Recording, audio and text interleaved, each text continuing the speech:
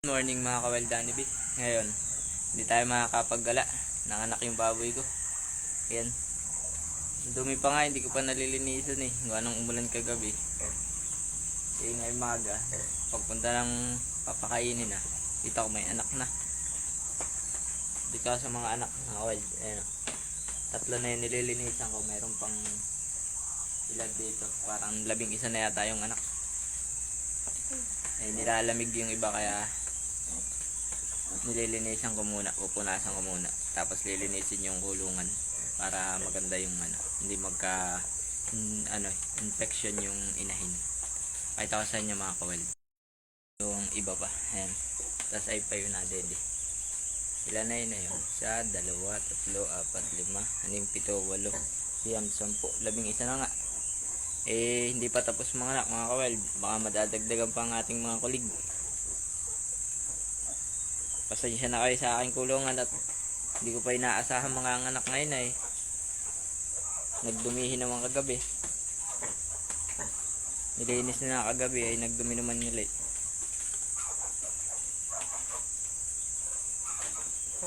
Ayan. Nala. Linisin natin iba.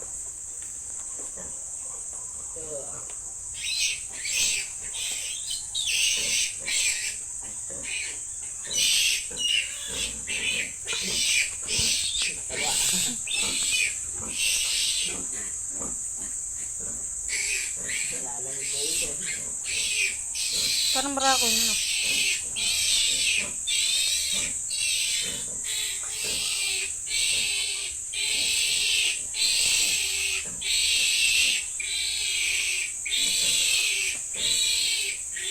Hindi na mapuputulan. Wala ko naman.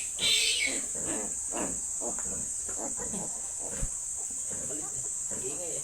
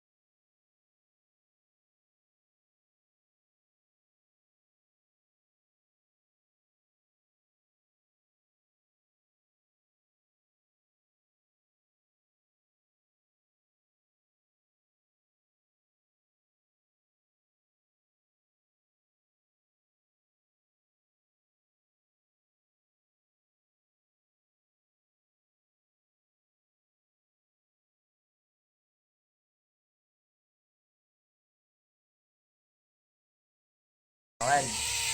Hindi na umanak. 11 lang ang anak nating baboy. Ito siya, oh.